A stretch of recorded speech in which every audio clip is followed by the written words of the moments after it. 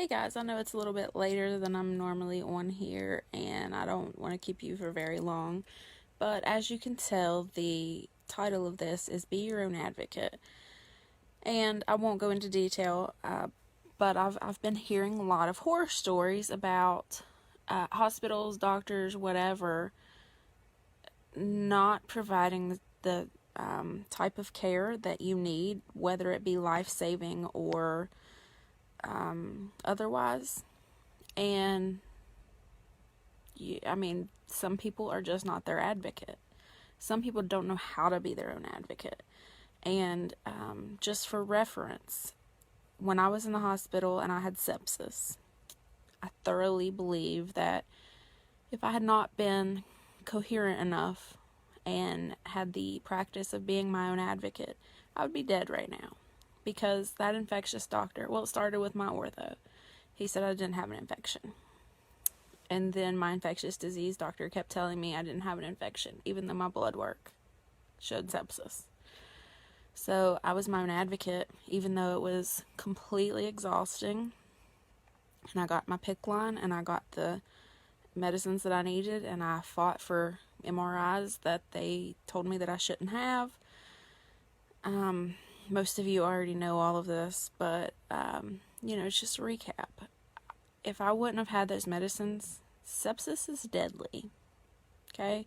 So we're not talking,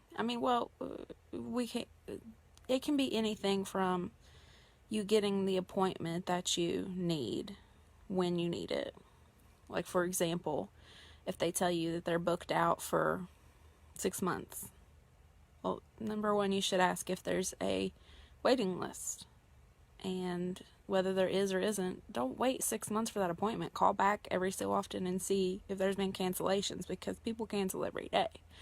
That's just a very simple example of being your own advocate. Maybe not one of the most important. You can use my example as a very important time that you need to be your own advocate. Another example would be like if you're in a state like here in West Virginia and you have a dissection, they would take you to, here it would be Memorial. That's our heart place. Can they deal with a dissection from Marfan? Maybe, but would that be the best place to go? Absolutely not.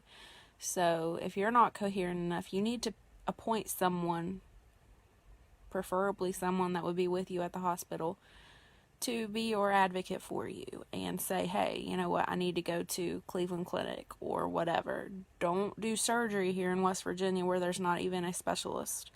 Take me somewhere that they do this every day. It ranges from very different degrees.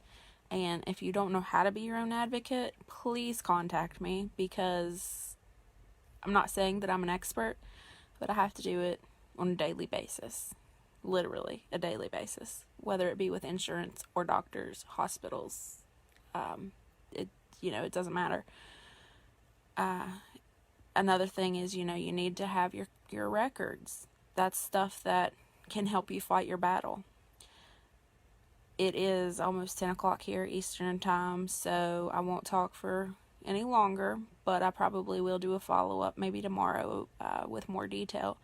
But if you need help being your own advocate, if you need information about it, if you want help making your medical records or anything like that, please contact me. That's why I'm here, guys. I want to use my experiences to help you. I don't want you to be in the hospital with doctors telling you that you don't have infection and you have sepsis, and you're like, oh cool, I don't have an infection, and die. I don't want that to happen to you. I want to use my experience and help you. So whether it be with advocacy or whatever, if you need help or if you have questions, just reach out to me. That's exactly why I'm here. So I will probably be back tomorrow to expand on this. If you have any questions, put them in the comments.